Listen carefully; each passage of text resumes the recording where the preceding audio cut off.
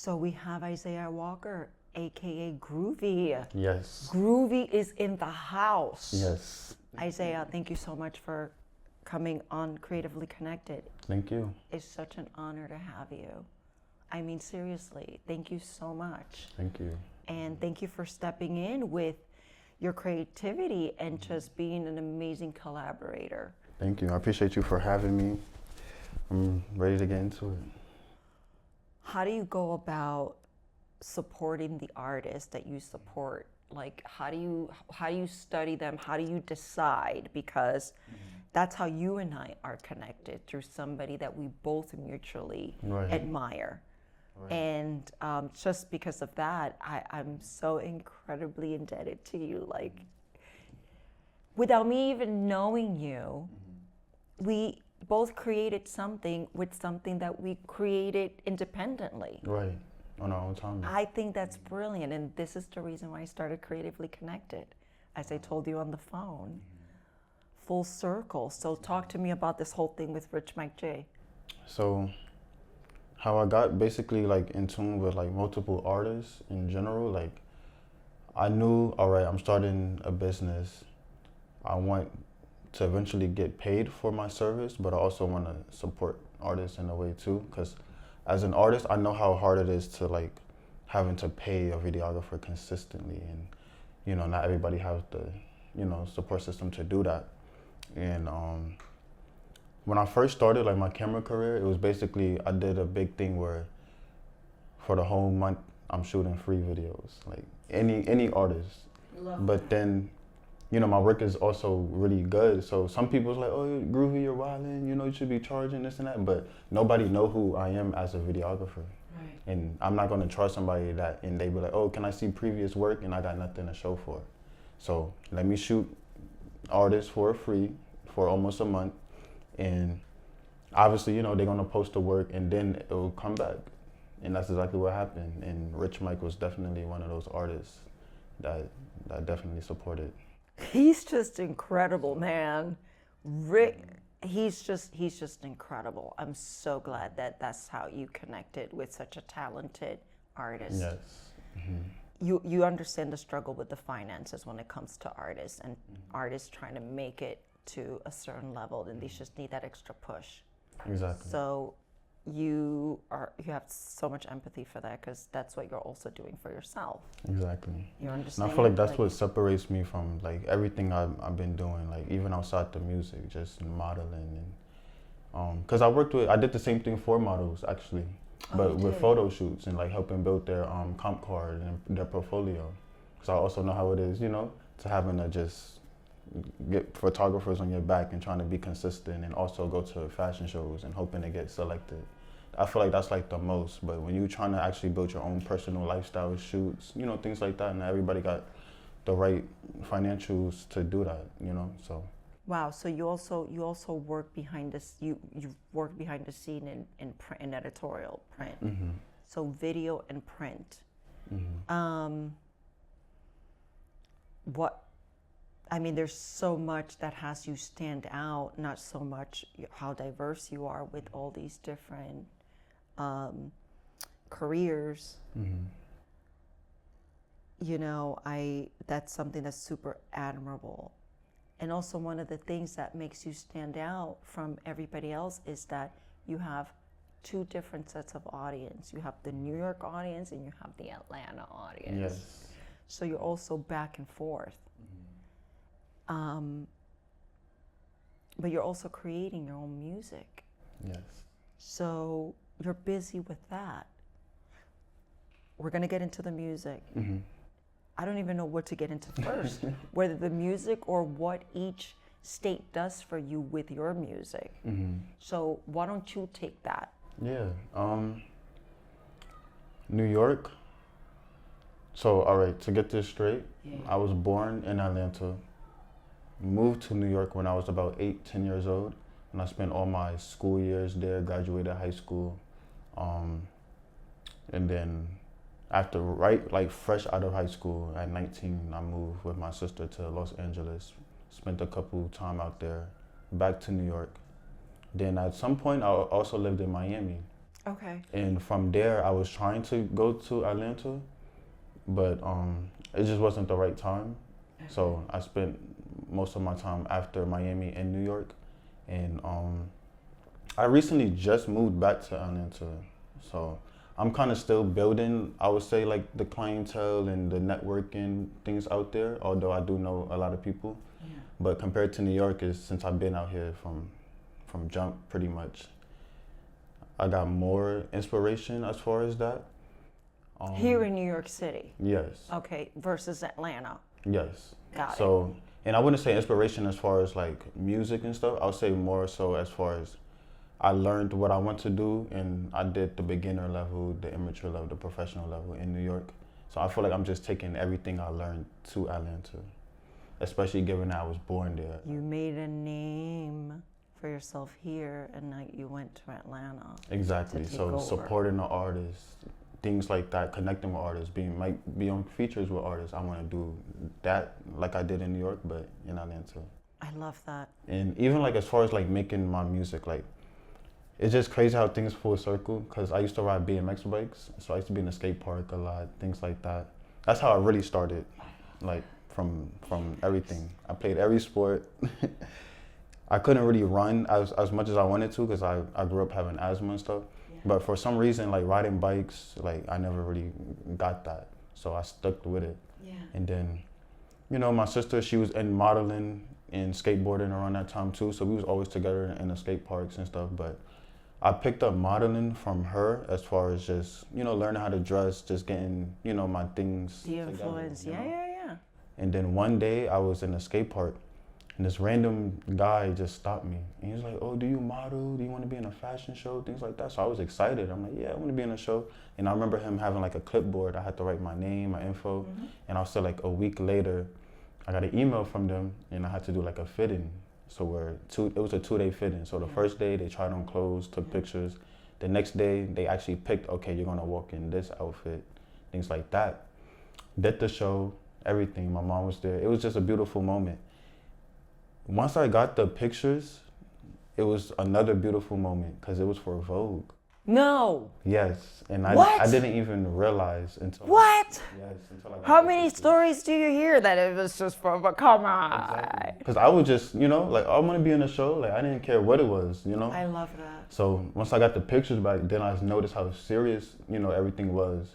But everything made sense because even like us before the show, everything was just so structured. The production, it was a lot of people. It just made sense once I, you know, got that picture back. Then I'm like, I want to model. So I started modeling. And around this time, nobody knows I'm making songs because once I'm home and stuff, I got friends, we freestyle, we just play around on beats. But I have one friend named Sharif Shakur. He go by I Love Scuddy now, but Say that one more time. I love. Scuddy. Okay. And he basically was more serious about making music, and I kind of picked that up from him. So when I kind of shied away from riding bikes and, you know, the model world a little bit, I honed all the way in on the music side. And that's where like my music just blossomed. There's just so much to you. Like, yeah, of course, we're talking about your music and your videography. Now we got to talk about your modeling. How freaking amazing is that? Yes. I mean, this is great. What's your mom's name? Cynthia. Cynthia. Mm-hmm. Cynthia has 2 incredible and talented children. Yes. Like, how incredible is that? It's crazy. Because they're talented. Like my mom and my dad. Like, and I say it's full circle because when I was in Atlanta, like, all you would hear, if you come in my house, all you would hear is music, things like that. But it's only because my dad had a studio in the basement. No, music And studio? yeah, he was actually an artist himself. What's your dad's name? Anthony. Anthony Walker? Mm-hmm. Nice Anthony to meet Walker. you, Mr. Anthony Walker. It's a privilege. It is an honor to have your son. And it's crazy. He always wanted me and my sister to get on like certain songs and stuff. But we was young. We didn't know what we was doing. We was shy. He was like, nah, you know. Oh my God, this but is so now beautiful. it's none of that. Like me doing everything. And ironically, he's in the film world now too. Like he's taking, like he wanted to shoot movies, things like that. So he just picked up drones, everything. Like we about to get our drone license because you know we can't really fly it how we want to. But yeah. This is That's why it's everything just full circle, real dynasty. basically. Like, real dynasty right here. Oh my God, this is incredible. So it's So- just perfect. It is perfect. Everything's perfect. Even this whole right here is perfect. But not everybody sees the perfection right away. Exactly. And a lot of people see the potential.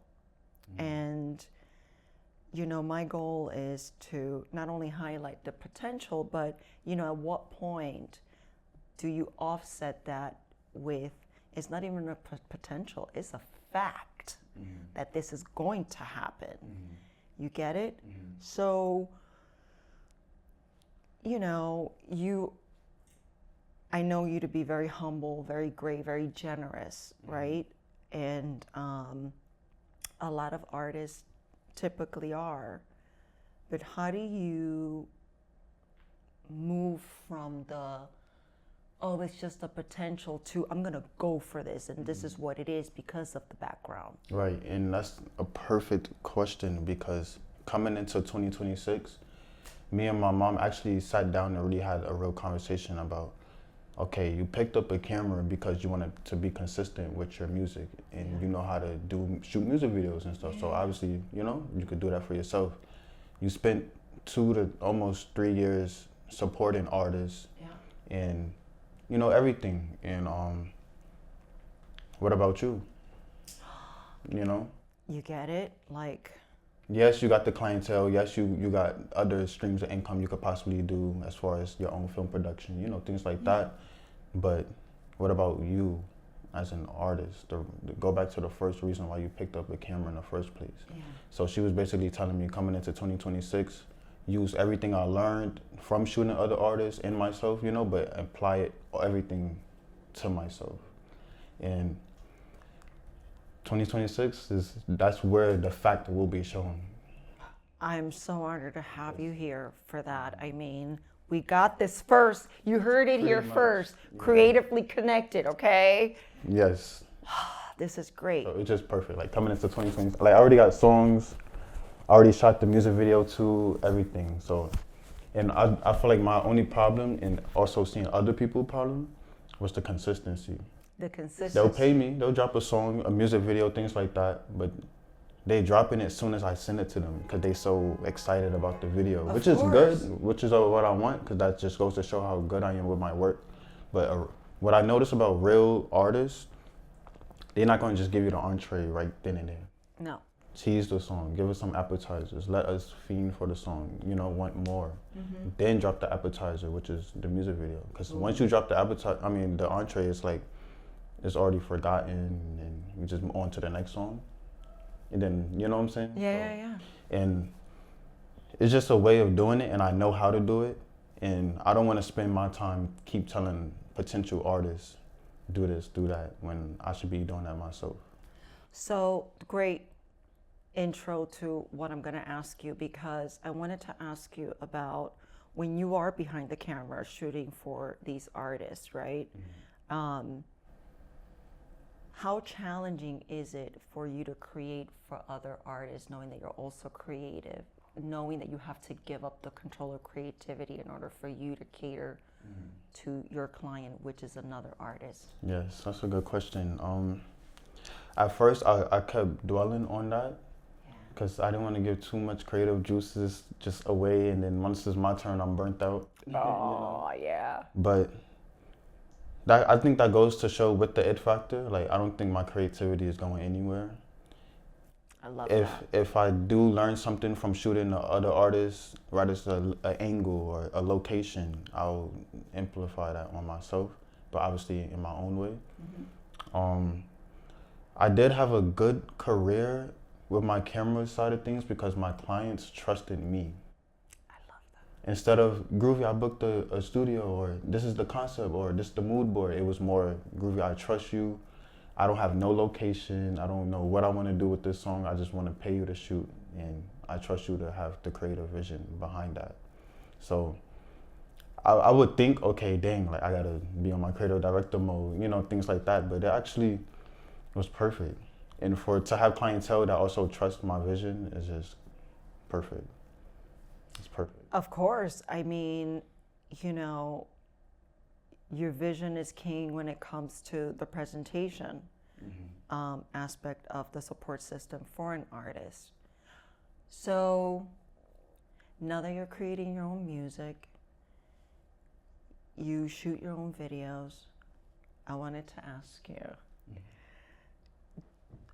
do you do it because you love it or because you don't trust anyone else to do it for you? Like, which one is it? Come on. It started out not trusting like other videographers having like the product on time, because like I said, I played both roles, behind the camera, in front of the camera. I started out in front of the camera, so I already know how things go. I paid the 700, almost 1,000, 500, 300, 200 just to shoot a video. Other videographers, right? Yeah. But now, if I'm genuinely trying to be consistent, how if I don't get what I need back within at least a month? You know? And it was one moment, like, I think I just moved to Miami. I shot a video in New York. I just moved to Miami. I'm promoting the song. I'm ready to drop the entree. And I didn't get that video back, like, I'm not even exaggerating, like 6 months. That's too long. And 6 months, you know? And I looked at one of the videos one day, and it was actually my first music video. It's called Crazy Love. It was featured by an artist named Keisha at the time. And I'm looking at it and I'm just like, I could do this. Like, cause I already shot videos as far as like the bike videos. I already know how to edit, clip it up, chop it up. Literally my only concern was how they lip sync, you know, the song with the voice and stuff like that. But that was honestly like the easiest thing to do. That's actually the first thing you have to do when editing a music video. So once I learned that, everything else boils into how I'm shooting it. Yeah. And practice on my friends a couple of times. Actually, I had to invest in the camera. So while I'm waiting for that, I'm studying, I'm doing what I'm doing. So by the time I even got the camera, I already knew, I was skipping steps pretty much. So you were falling in love with it. Basically. I love that. Basically. So, and that investment just turned it up. That's incredible. You just picked up the camera. Exactly. What type of camera was it? At the time, it was a Sony ZV-1F, and now I have a Sony A7 III. Great. And I'm about to get a red Komodo. Oh, okay. Because we're doing bigger things. Exactly. We have to. 2026 is your year. Exactly. As your mother Cynthia said. Mm-hmm. Is there any videographer that inspires you that's doing what you want to do? Yes. It would be Cole Bennett, aka Lyrical Lemonade. Yeah. A lot of people say I'm like the hood Cole Bennett. No way. No way. Yes. That is so crazy. Yes, basically just how he shoots. Yep, we're very I familiar. always been in love with the fisheye angle, and I think only because I rode bikes, BMX bikes and Yeah. because that's what we use to film our little videos. So when I got into the music aspect of things, he was just one that hit it on the nail. Like Always. the style, how he's editing, and then he shows the behind the scenes of how it was made. And not a lot of videos. For a bonus. Yes. For the So now bonus my shot. inspiration is not just looking at a favorite video of yours. It's how you're making it, the productions, the pros and the cons that go behind it. Yeah. You know, things like that. Even like them switching up last minute, like, yeah, we had this mood board, but you know, we just saw this random light. Like, he the type to just use anything. I love it. I know. So definitely Cole Bennett. So that's your guy. That's my guy. All right, that's good to know. Hey, but you know what I have for you? I have somebody for you to think about. Is a DJ music producer. A-Track. A-Track. Check him out. I'll send you the link. Definitely. He has a new track out and he's one of my favorites right now. So I just connected the dots right here. I want to get into the whole music part of your life because now that I know you've inherited this talent from your parents and your father, I want to know how Isaiah Walker, as a child, fell in love with this, full circle to where you are now? I feel like I was always like the adventurous type. Like, I was really young living in my neighborhood in Atlanta, but I always remember like yesterday, like me and my sister, we was always outside with our neighbors, you know, things like that. WWE was like the biggest thing ever at the time. So my friend had a trampoline in his backyard, so we used to always go there and wrestle, things like that. Like, I just feel like that adventurous was always in me. And every summer, our parents would take us to our grandma's place, which was in Queens, New York. So we only see New York in the summer. Yeah. And that's the best time to be in New York, you know? And that's all we kept remembering, like, oh, I want to go back to New York, I want to go back to New York. I feel like our adventurous and our curiosity was just leading us to that. And it's funny enough, because my mom say to this day, this is why she wants us in New York, to experience a lot of different things that people at a very young age don't experience compared to a kid in the middle of New York. I'm used to seeing younger people just taking the train by themselves, no parents, nothing like that, you know? So it gives them a sense of reality in a way. And I think once I got that sense, it led into playing sports, being outside, just always wanting to do something. Absorbing the New York energy. Yeah. Oh, that's with incredible. The curiosity, you know, like I remember my first time, I was riding bikes, but I only stayed in Queens, and me and my friend like snuck off and we got on a train. We didn't know what stop to get off, but once we got off, we was in the middle of Manhattan, like Columbus Circle, and that was a whole different aspect of A whole new world. Exactly. So that just boosted everything. Like, I didn't want to be in the neighborhoods no more. I went to city, Manhattan, and that just led to a lot of things, you know. And it's crazy because I was filming my friends at the time, and I wanted my own crew, you know, things like that. So that's why I feel like now I do have the videography like skill set, but not how I do now. I think the only difference was I had to learn how to complement with what I was doing with the camera in my music, you know, things like that. Because it was just strictly skate park stuff, you know. Yeah. So everything just coming full circle. What was one of the songs that said to you, Isaiah, you got to go for it? Like, what song was it? What artist was it? Like, who was it? If I had to say an artist as far as inspiration, besides I Love Scuddy and my dad and stuff, a well-known artist would be like Lil Goddard, Gunna, the Migos at the time. Like, those people I grew up on, you know? Yeah. And although I was living in New York, I still had that Atlanta, you know, swag sense to me. Yeah. So when I was listening to music, going to school, you know, things like that, that's the people I'm hearing, opposed to the other kids. They might be listening to another New York artist. Yeah. So when it was time for me to make music, I didn't really, it didn't take me long to know, okay, what sound I'm going for. You already knew. Yeah. Where your heart was gonna take you. And once I heard my voice, like on a microphone, like once I got to a real studio and really heard my voice and stuff, I loved it. Like, yeah. I love your voice. Thank you. You have a beautiful voice. It's so incredible too. Like, so, you know, but I still want to know what led you to fall in love with music as a young Isaiah Walker. Like, did it make you escape a reality? Like, what was it about it? Because of how many different avenues you have for talent. You know, music is where it's at for you. Yes. So, I stopped riding bikes because I was like, I still had a passion for it, but I was just over the people I was around.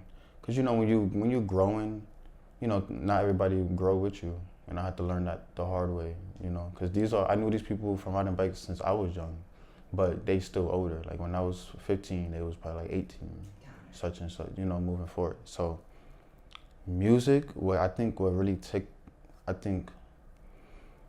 that helped me escape reality was just seeing where it could go from the inspired artists that's successful at it.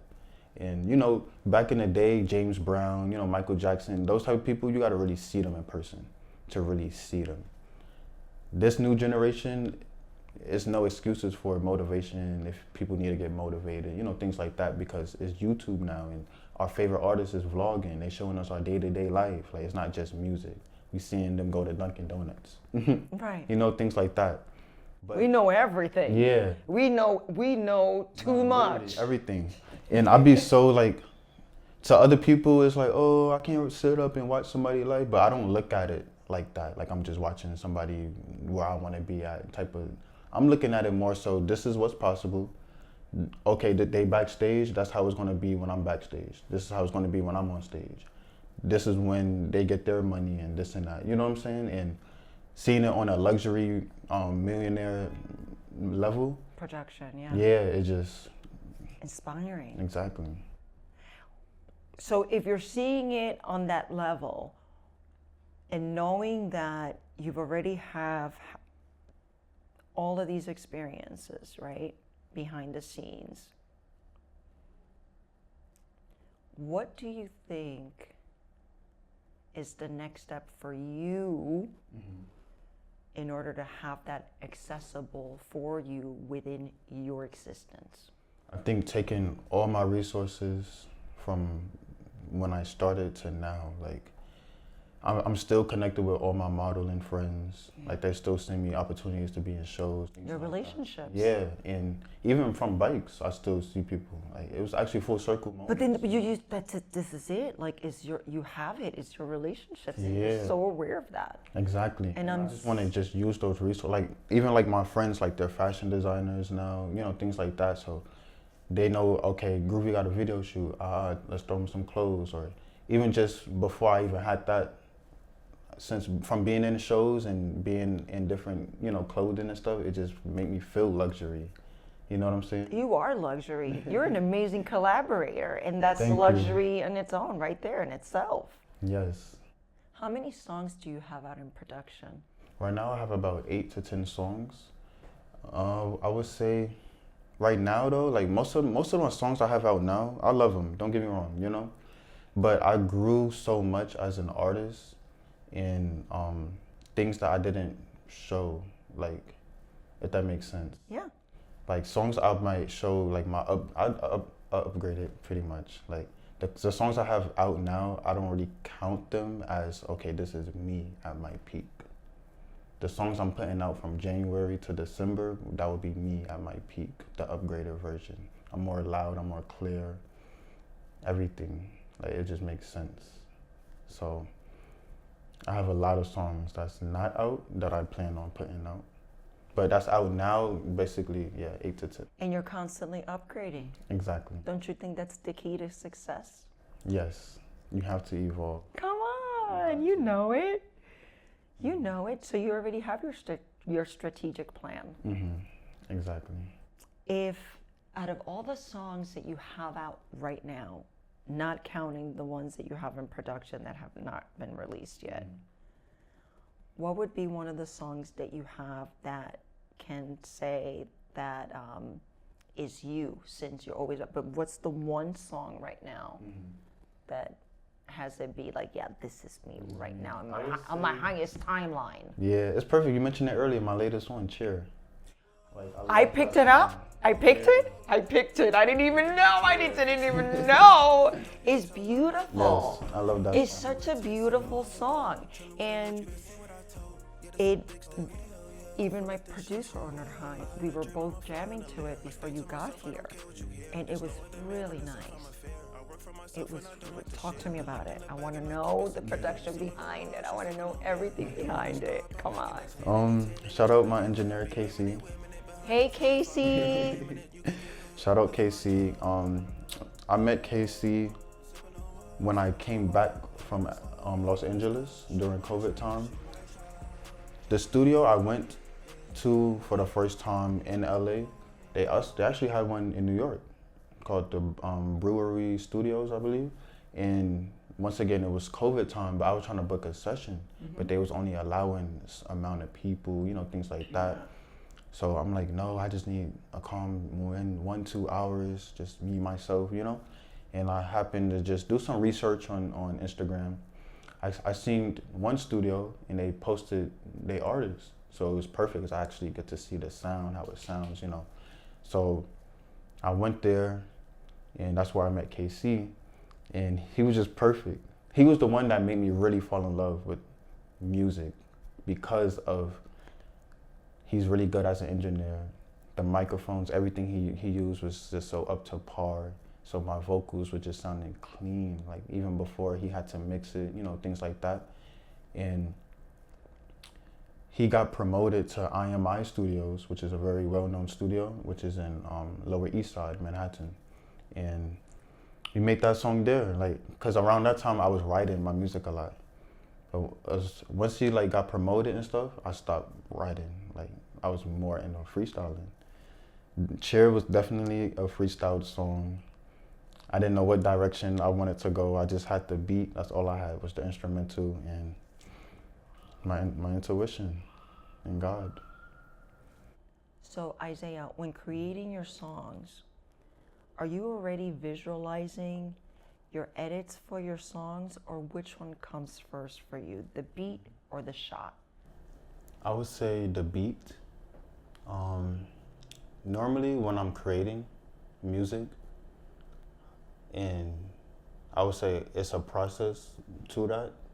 I like to like roam around, look at other music videos, because I already know how the song I created is made and how it sounds like. I also want to know the feeling behind the song, opposed to I want to make a sad song because I want to make a sad visualization. So normally I already have the songs, and then I go through that process of, okay, how do I want to visualize and edit and shoot the video based on how this song make me feel, right? If it's a fast cut motion, a slow motion type of thing, you know, things like that. So definitely it's the beats first, for sure. And then the visuals come after. Exactly, because then I could set up mood boards, things like that, to base it around the song. And I also would send them out to, you know, trusted colleagues and friends and family and see how do they feel. And sometimes it might be totally different than how I was feeling, but I would probably add how I was feeling with how they was feeling into the visualization on that. So it would help me out even better, opposed to having visuals. So, given your background, right, with videography and music, and just having all these different talented and creative traits, what advice would you give upcoming artists or artists that are struggling, and what mistakes are you seeing that are being done when it comes to following your passion? I would say, as far as like advice, I would definitely give out staying creative. Don't let other creatives feel like you're not doing enough, especially with the Instagram world, you know, things like that, because it's always going to be somebody better than you to some extent, you know? And I only say to some extent because you could be just as good in your own way. And one of the biggest, don't get discouraged. yeah, and honestly, like one of the biggest advice I could possibly give even now is, I feel like this whole creative art thing is about creating your own world. And I feel like we get too caught up into what somebody else is doing and comparing it to what we're doing. You know what I'm saying? Because I didn't really think about, I don't really know any other videographer that make music. Neither do I. You know, but when I visited Detroit not too long ago, a friend of mine, Sierra, she had showed me an artist. He's actually pretty good. He shoot his own things like that. So, but I love being Detroit. too much in my own world, that just goes to show, like, okay, how would I have felt if I seen 20 to 100 other artists shooting their own work? You don't see that every day. So if anything, me creating my own world is inspiring people to do that, you know? Mistakes, it would just be moving too fast with certain things, or like people getting a little bit too big-headed. Ahead of themselves. Yeah. Yeah. It's one thing to be ahead of yourself and ahead of the timeline as far as like doing things that nobody else is doing. Yeah. Because now you're in a space where you're inventing things to inspire people. But when you already moving like you already better than other people, things like that, that's when things could just get rocky, because those voices in your head are just negative voices, and when it comes to the whole comparison factor. Exactly. And so you are good enough as long as you feel good enough. Exactly. I love that. Not just because you want to justify feeling good enough to downplay somebody else. And not have it be a competition. Exactly. And you know, people, that's more like a psychological life thing. Like, competition is not always a bad, like, people don't know how to use the bad into good things. Like, first thing somebody might hear when they hear competition, oh, I'm better at this, that. But when me and my friends talk about competition, it's iron sharpening iron. You know what I'm saying? We're trying to be the best we can on this song together because we're trying to elevate and evolve. In a positive way. Exactly, not just because I Love Scuddy's better and Groovy's better and this and that. So people don't There's enough for everybody. It is. People don't understand that either. And that's the mistakes that they make, you know? So, yeah. The mistake that they make in not understanding what they're seeing or what they're experiencing? A little both, you know, experiencing, because, you know, at the end of the day, we all had to go out and do something for the first time, you know. I know, it's the best, those are the most memorable parts. Yeah, but, you know, like when you're doing something, you're nervous, and then you get unnervous and you get comfortable because of what? The feedback you're getting, and because they like your song, they like your performance, they like how you dress, they like how you look, you know, things like that. But like I said before, a lot of people get a little bit too ahead of themselves because of that. And they lose the momentum in what you're really putting out there in terms of your creativity to retain the attention, which that's where your audience is. Exactly. Exactly. You have to win them over. Exactly. And if you don't slow down, you'll lose sight of one of the most important things in your career. And a lot of people don't have teachable spirits too. Huh, interesting. Because of that. You know? Talk to me about that. How you creating a fan, and you don't want to teach them something that you know that they trying to find out from you. Yeah. And if they are trying to find out from you, are you going to gatekeep because you're too big? That's so heartbreaking, and it happens time after time. Yes. And in so many ways. And that is what a lot of amazing and creative, talented artists are vulnerable to, is the whole gatekeeping aspect of this world. Yes. It's the world of that. And let me ask you this: how do you handle the whole gatekeeping? Because you have to have the balance of humbleness and direct. Right. That's perfect you said that, because I feel like I do have those capabilities to be humble but also be direct and not take any ish from nobody at the same time. And as far as gatekeeping, if it's something I genuinely want to learn, I can learn it. That's first and foremost, you know, and that goes for anybody on this earth, you know. It's just other people that learned it before you. That's all it really is. That's all it is. And now it's no excuses because we have the internet, YouTube, ChatGPT. I didn't even use ChatGPT yet. And people still talk about how much it is, you know, but YouTube been the most self-taught in university I've been using, you know, from everything. So if I'm genuinely trying to learn from somebody, it's just because I know you, you know me, we already talked before, we already connected. How do you do this? And if you want to gatekeep, then that's okay. I feel like a lot of people also shy themselves out because it's like, for example, Groovy, I want to learn how to edit. Say I gatekeep it. right? It's easy for them to just go to YouTube or other avenues or even other people that's willing to teach them.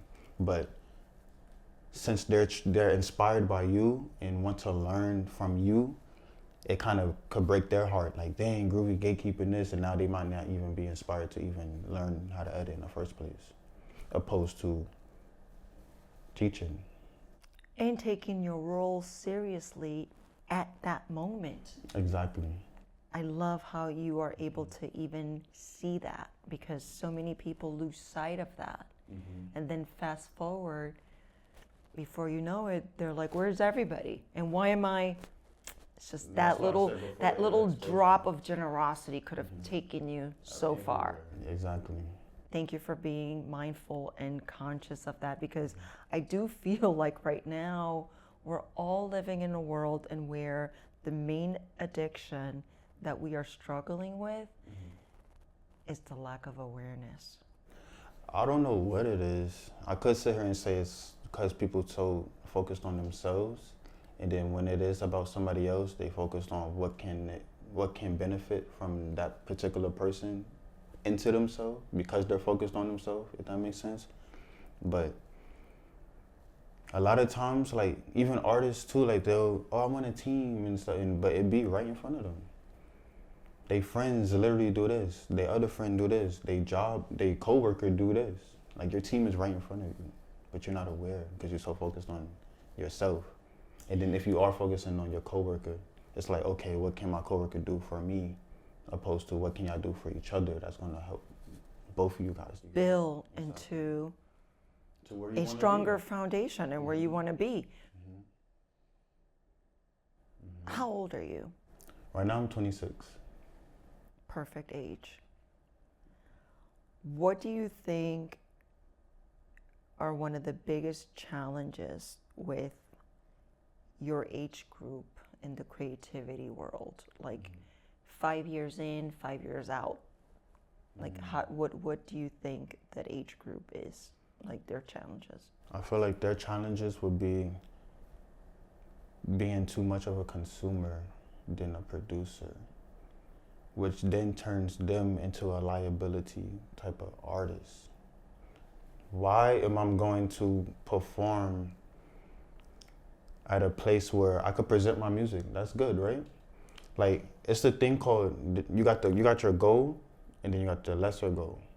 And the word goal is a positive thing because that's something you want to strive for and complete, right? But the lesser goal could be, I want to perform. My goal one day is to perform one day, right? It's local, big stage, whatever. Cool. But your main goal is to want to perform, for example, in front of 10,000 people. So the lesser goal is, all right, you're performing, which is okay. That's a positive thing. That's a goal you wanted to do.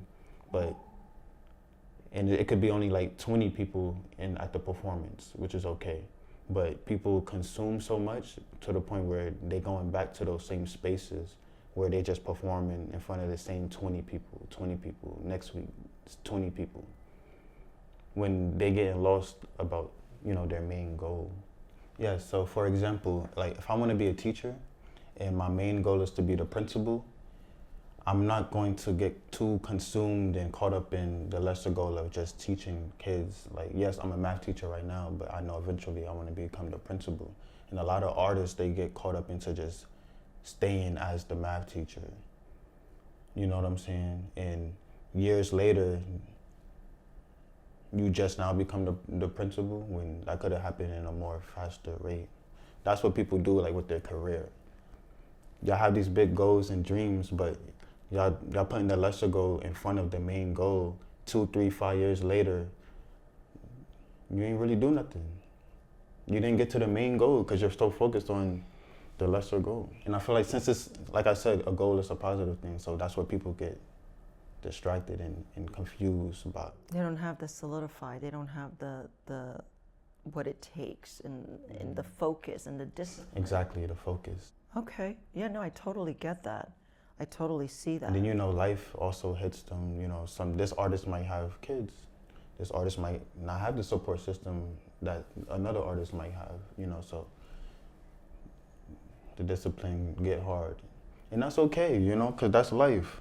Like, I don't have kids or anything. I have a good support system, but there's still a lot of things that factor into life itself, the priorities, things like, I remember I had to stop everything I was doing just to get my license, just to get a passport. Yeah. You know, like that money I wanted to use for driving lessons or the passport, Yeah. you know, things like that. I wanted to spend it on the studio, a camera, you know, but I had to some extent, I had to stop so I could, you know, make those happen. Because those were my main goals at some point. What is your definition for success for you? Like, what resonates? My definition of success, and it will stay the same because it's always been my definition of success, would basically be, of course, which most everybody could pretty much relate, which is being financially stable, living off my art. My biggest one would be my family seeing everything prosper, because they know how hard it is and how much talented I am, you know, things like that. So to really see it blossom, that would probably be Make mama and dad proud. exactly. Oh, we're definitely there for sure. And if you had an unlimited amount of cash, money tomorrow, would you still hold the camera, or would you finally hire your own crew? That's a very good question. How do you give up that control? Yes. Definitely, because I want to inspire the younger youth, even the older youth. I want to inspire everybody I possibly can to create their own work, because of how hard it is to already be consistent and have somebody else shoot your videos and trying to be consistent and getting the product back and dropping the song, you know, things like that. I want to be able to bring a new world in, as far as, you know how like you see successful artists, like we could go out right now and see Nicki Minaj, for example, and she's shooting a video, but who's around? You got film production, probably her team, security, you know, things like that. I want to one day still shoot my own stuff. Of course, I have way better equipment, security, things like that, so people can see it firsthand, opposed to just seeing Groovy shoot his stuff on the internet. Because I do post like my BTS, things like that, but to be able to walk down the street and be like, oh, that's Groovy, like he's shooting his own stuff, you know, things like that, it might hit them differently, opposed to just seeing the typical videographer filming the artist, you know, things like that. But once I get to a certain caliber, I'm definitely gonna have my own film crew for sure. And bring in your own new world. Exactly. Is there anything else that you want to share with our audience and your audience, and talk about your overall brand? Yes, what I want to do overall is use my music as a platform to branch off to do other things. And what I mean by other things is piggybacking off of having my own film production. I'm starting the Groovy series. If I had to relate that to something, it would be like a mix of like the XXL type of freshmen, how they had, you know, their own platform basically. Yep. Like I want to have that. And since it's the Groovy series, it's going to be a series of different artists. So Isaiah, Yes. you have 2 different pages. How is this working for you with having 2 different names? Yes, so I'll say like my first main page, which is Groovy.eye, which is the letter I. The letter I is basically my real name, Isaiah, and a lot of people don't know that because they're more stuck on Groovy, which is okay because that's my artist name.